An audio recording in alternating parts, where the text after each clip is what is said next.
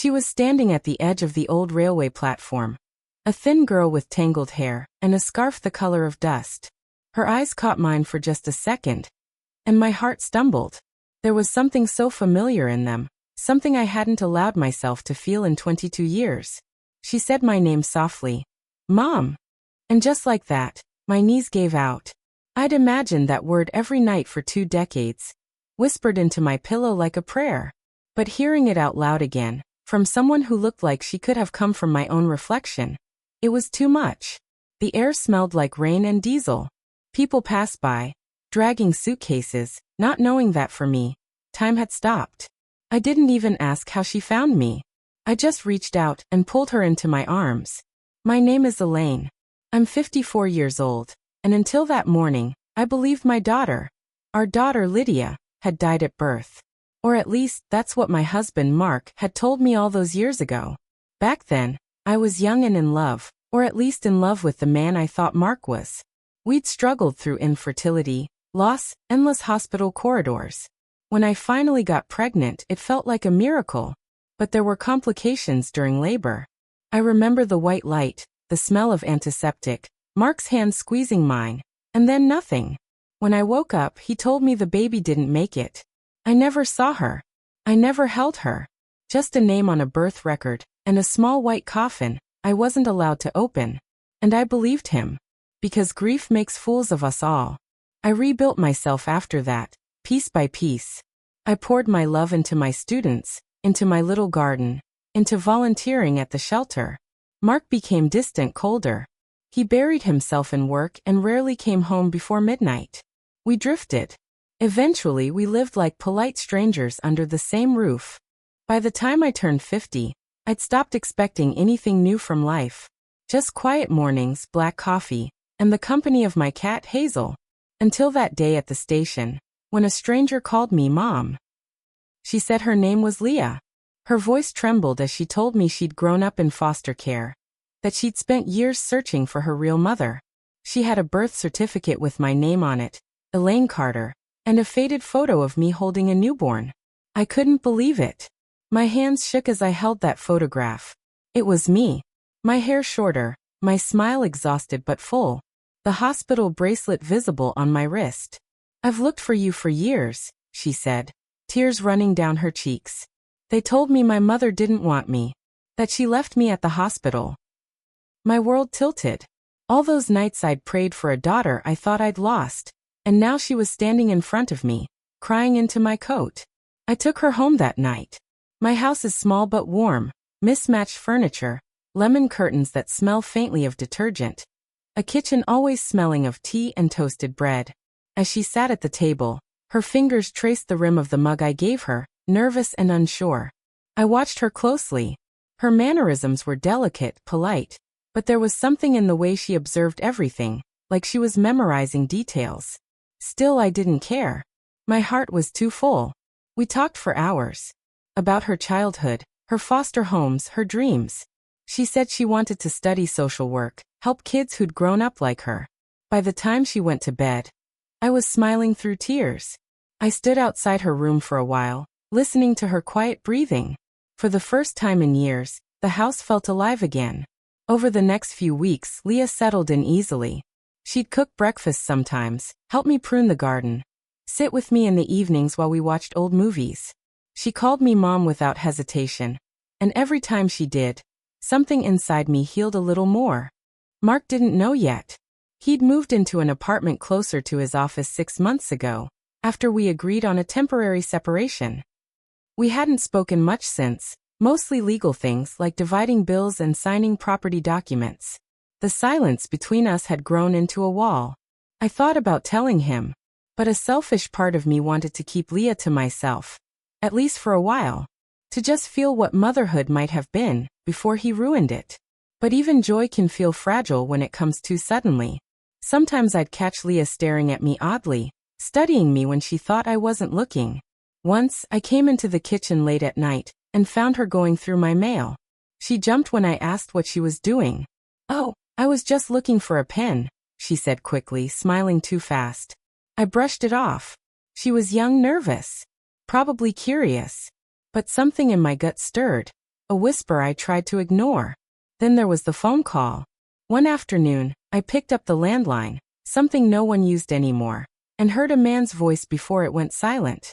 I could swear it sounded like Mark. When I asked Leah if anyone had called, she shook her head, eyes darting to the floor. I told myself not to overthink it. I was being paranoid. After all, Mark and I were in the middle of a divorce. Maybe stress was making me see things that weren't there. But the feeling wouldn't leave me. That quiet sense that something, or someone was watching. The kind of unease that sits deep in your chest and grows roots. A week later, I found the notebook. It was tucked under the cushion of the couch, small and black with a broken spine. When I opened it, my breath caught. Inside were pages of notes, about me. My routines, my calls, my appointments. Even the medications I took. At the bottom of one page, a line read, "Ask about the property division. Confirm if she's hiding savings." My hands went cold. That handwriting, it was Leah's. I sat there with that notebook open in my lap, the words trembling on the page. It was written in Leah's delicate handwriting, the same careful loops I'd seen on the grocery list she'd made last week. There was no mistaking it. For a long moment, I couldn't move. The clock on the wall ticked loudly, its rhythm suddenly unbearable. Hazel, my cat, brushed against my leg, but I didn't even feel her. Every word I read hollowed me out a little more. Ask about Mark's lawyer. Check for jewelry receipts. She keeps important papers in the blue cabinet. I wanted to believe there was some innocent reason. Maybe she was journaling or documenting memories. But the phrasing was too precise, too investigative. Like she was collecting evidence. Evidence against me. When I finally confronted her, I couldn't bring myself to be harsh. She was in the kitchen, humming softly, stirring soup. The air smelled like ginger and garlic, comforting, ordinary. I remember thinking how cruel it felt, that betrayal could live inside such peaceful moments. "Leah," I began, trying to keep my voice steady. "Where's your notebook?" She turned, blinking in confusion. "My notebook? The black one. The one you keep by the couch." Her hands froze mid-stir. Just a flicker, a tiny telling pause. Then she smiled. "Oh, that old thing? I think I left it in my bag." I held her gaze. "It's not in your bag. It's in my hands." The ladle slipped from her fingers and clattered into the pot. For a second, neither of us spoke. Then she laughed, a nervous, hollow sound. "Oh, Mom, it's nothing. Just notes. I've been writing things down for a school project. About family connections." Her explanation came too fast, too polished. I'd spent years teaching teenagers. I knew the sound of a rehearsed lie. But I smiled faintly, pretending to believe her. "A school project? About me?" She nodded, eyes darting. "You said I could learn from you. I thought, maybe if I wrote about how you live, it would help me understand where I came from." Something in me cracked, not from anger, but from grief. How easily I'd given her my trust. How desperately I'd wanted to believe she was mine. That night, I barely slept. I kept hearing her voice in my head. "It's just notes for a project." But even in the dark, my mind kept replaying one phrase from the notebook. Ask about Mark's lawyer. Why would she mention Mark? Unless she knew him. The next morning, I decided to test something. At breakfast, I casually said, "I got an email from Mark's attorney yesterday. They're finalizing the asset list." I hadn't, of course. But the moment I said it, Leah's spoon stopped halfway to her mouth. Her eyes flicked up, just for a second, sharp, alert, before she recovered and smiled. "Oh, that's good, right?" My chest tightened. There it was again, that flicker. The reflex of someone who already knew too much. I started paying attention. When I made calls, she seemed to linger nearby, pretending to scroll her phone. When I went out, she asked oddly specific questions. Where exactly? With whom? Once, I caught her taking photos of the deed folder on my desk. She claimed she was just cleaning. The warmth between us began to cool. I still cooked for her, still tucked a blanket around her when she fell asleep on the couch. But inside, I felt like I was living beside a stranger wearing my daughter's face. And then one afternoon, the truth cracked open on its own. I'd gone out to the mailbox to pick up a delivery. When I came back, Leah was on the phone in the living room, her back turned, voice low but urgent. I froze when I heard the name. Yes, Mark. She doesn't suspect anything yet. I'm working on it. My heart stopped. She paused listening, then said, I'll get the documents by tomorrow. Don't worry, I'll keep her calm. Something shattered inside me, quiet, clean, final. I didn't move. I just stood there in the hallway, the sound of her whispering my husband's name burning in my ears. When she hung up, I walked in. Calmly. She turned and saw me. And for the first time, she looked afraid. How long? I asked softly. Have you been speaking to my husband? Her mouth opened then closed again. I could see the panic ripple through her. A child caught in a lie too big to undo. It's not what you think, she stammered. He found me, okay? He said he could help me find my real mother. I didn't know, I didn't mean. Didn't mean what? I asked. Didn't mean to spy on me? To report my every move to the man divorcing me. Tears welled in her eyes. He said you'd taken everything. He said you were hiding money that was his. I just wanted to help. I didn't know you. I didn't know you were kind. Her voice broke, and for a brief, terrible second, I believed her. Because her pain sounded real. Because maybe she had been used too. Still, the wound was too deep. I turned away. Pack your things, Leah. Please, Mom. Don't, I whispered. Don't call me that. She left that night. Quietly. No shouting, no drama. Just the soft sound of a suitcase rolling down the path, and the faint click of the gate closing behind her. I stood by the window long after she was gone, watching the rain hit the glass. I felt hollow. Betrayal has a strange weight. Not like anger, not like grief. It's heavier. It sits in your bones. But even as I cried, a question kept looping in my mind. Why would Mark do this? What did he want from me that was worth this cruelty? 2 days later, I found out. A brown envelope arrived in the mail, from Mark's lawyer. Inside was a notice. He was filing an emergency claim to contest my inheritance from my late aunt. The one thing I'd kept separate, the house I was living in now. He wanted proof I'd earned it before the marriage. Proof I hadn't used his money. And suddenly everything made sense. Leah wasn't just a spy. She'd been planted to find documents, to see if I'd hidden anything that could weaken his case. He'd weaponized my deepest wound, the loss of my daughter, and turned it into strategy. That night, I sat at the kitchen table, staring at the empty chair across from me. The silence was unbearable. I thought about the girl who'd smiled over tea, the one who'd hugged me like she belonged here. And I thought about the man who'd once held my hand in a delivery room, whispering that everything would be okay. Now both were ghosts, one I'd buried years ago, and one who'd never existed at all. But grief can do strange things to a woman. It can destroy her, or sharpen her. And I wasn't done yet. When people say heartbreak makes you weak, they've never felt betrayal this sharp. It doesn't weaken you, it calcifies you. Makes your veins run colder, your voice quieter. And sometimes, quiet is far more dangerous than rage. I spent the next morning moving through the house like a ghost, collecting the pieces of the life I'd built with Mark. Photos, receipts, memories. Every drawer I opened seemed to whisper his name. He'd taken my trust once, years ago, when he lied about our child. And now, he'd stolen the last piece of peace I had left. I needed to see him, not to scream, not to cry, but to look him in the eye and watch how easily he could lie again. His office hadn't changed much. Still sleek, sterile, and cold, all glass and chrome. A receptionist with perfect hair told me to wait. I didn't. I walked straight in. Mark looked up from his desk, startled. He was wearing the same cologne he always did, sharp and woody, like ambition. The smell used to comfort me.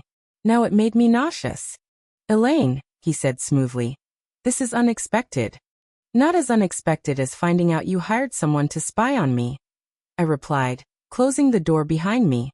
For a fraction of a second, his composure slipped. Then just as quickly he leaned back and smiled. I don't know what you're talking about. Leah, I said. That's what I'm talking about. He sighed, as if this were all some tedious misunderstanding. She came to me, he said, shrugging. Said she thought you might be her mother. I offered to help. That's all. I laughed bitterly. Help? You coached her. You sent her into my home. You used her. Used her? He spread his hands. Elaine, I was trying to protect myself. You've always been secretive. I needed to know what you were hiding. What I'm hiding? I repeated. You mean the truth about our daughter? His eyes narrowed, a flash of something dark, defensive. I told you before. She didn't survive. I stepped closer. Then who was Leah? How did she have my photograph, my name on a certificate, details only a parent would know? He looked away for the first time, jaw tight. I don't know. Maybe she forged it. People do that for money. She didn't want money, I said quietly. She wanted love. You promised her a mother, and used that to hurt me. He stood then, his voice rising. You think you're the victim here? You've been playing the martyr for years, Elaine. You think that inheritance should be yours alone? After everything I sacrificed. There it was, the real truth. Greed, dressed up as justification. I let him talk. I watched his hands, the twitch of his jaw, the way his anger made him careless. He said too much, things that only someone feeding information to a spy would know. I know about the documents in your desk, he said sharply. You think you can hide financials there? My lips parted slightly. How would you know where they were, Mark? Unless someone told you. His eyes flicked away again. Just once. But it was enough. When I walked out of that office, the air felt colder. But inside, something steady had settled. Not pain, not sorrow. Resolve. I wasn't going to let him destroy me a second time. He'd used a young girl's desperation as a weapon. But I could turn his cruelty into evidence, if I played my cards right. That night, I made a decision. I called a friend of mine, Rachel, a paralegal I'd known for years. I didn't tell her everything at first, just enough to make her curious. I asked what the penalty might be for evidence tampering or unauthorized spying during divorce proceedings. Her voice on the phone was cautious. Elaine, if you have proof he did that, you need to hold on to it. Do not confront him again. You could use it in your favor. I hesitated. What if he used someone else to do it for him? A girl. A minor. Silence. Then Rachel's tone changed. Then he's in serious trouble. For 2 days I didn't hear from Leah. I thought she was gone for good, until one night, just past midnight, I heard a knock at my door. When I opened it, she was standing there, soaked from the rain, eyes red, clutching that same notebook to her chest. I didn't know he'd hurt you like this, she whispered. He told me you were cruel. Controlling. He said you kept secrets. But when I lived here, you were kind. You treated me like I mattered. I could see she'd been crying for hours. Her voice trembled as she went on. I recorded everything. The calls, the instructions he gave me. He wanted me to find your bank keys, your medical records, even your will. My breath caught. Why are you telling me this now? Because I realized you were the only person who ever treated me like a daughter. She held out a small flash drive, wrapped in a tissue. It's all on here. I don't want to be part of his lies anymore. I didn't take it at first. I just stared at her. The girl who'd broken me, standing there begging for forgiveness. And in that moment I realized something. She was a victim too. Not of me, but of the same man who'd been deceiving both of us for years. So I reached out and took her hand. Not out of trust, but out of pity. Out of understanding. Come inside, I said softly. Let's get you dry. As she sipped hot tea, her voice shook while she spoke. He said he'd pay my student fees. He said I'd get a new life if I helped him. I didn't think I was doing anything wrong, until I saw how happy you were to have me. I didn't expect you to love me so easily. That word, love, hit like a blow. Because she was right. I had loved her easily. Too easily.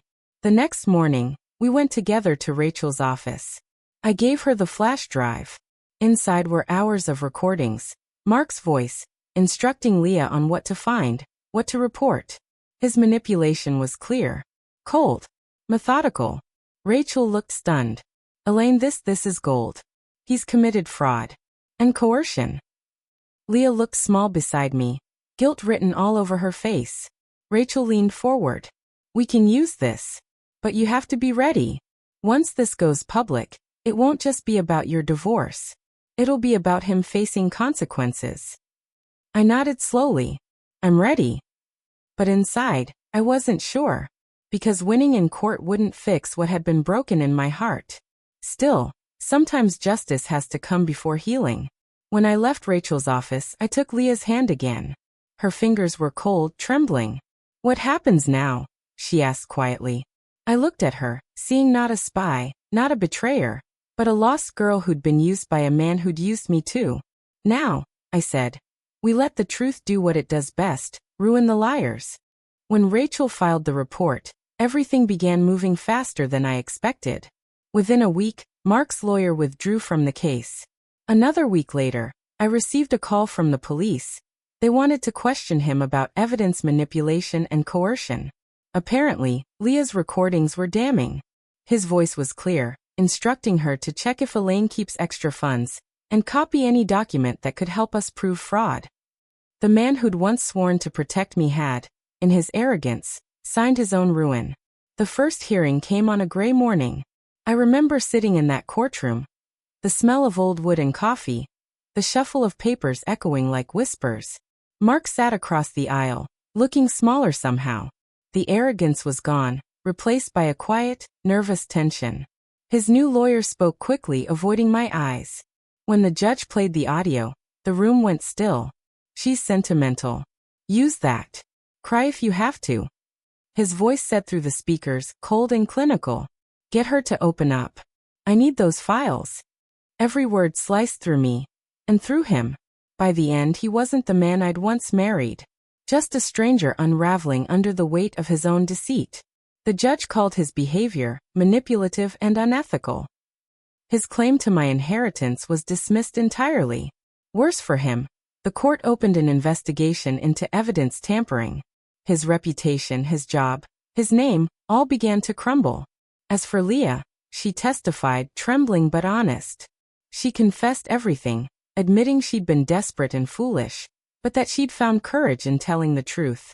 When she finished, she turned toward me, eyes wet, and whispered, I'm sorry. For the first time, I smiled at her. A small, tired smile. You already started making it right.